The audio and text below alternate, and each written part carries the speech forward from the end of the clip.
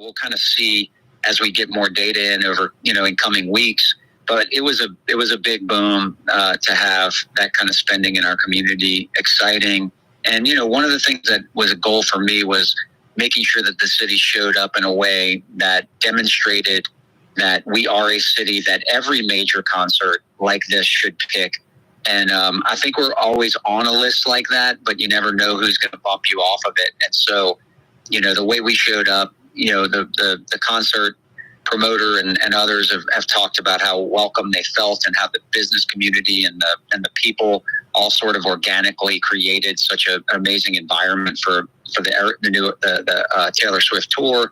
And then, there were reports that that merchandising was actually at record levels. And I think they had a great setup there. And, in Champion Square and in the Smoothie King Center, it also kind of speaks to what you were saying before. In some cities, the arenas are so far away from where everything else is. Yep. If you don't have a ticket, you're not going.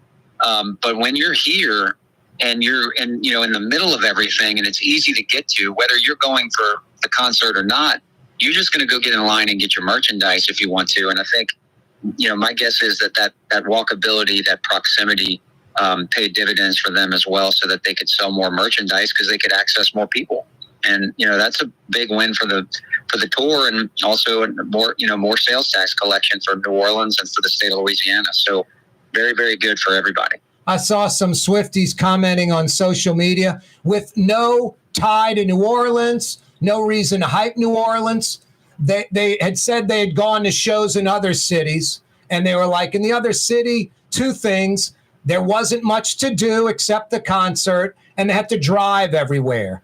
They said in New Orleans, there was so much to do, and you could walk, the compactness of the city.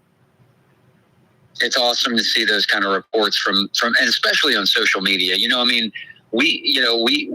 team our jobs are to go out and promote New Orleans and tell these stories. But when you have third parties, you have individuals like that are just visitors, that are guests.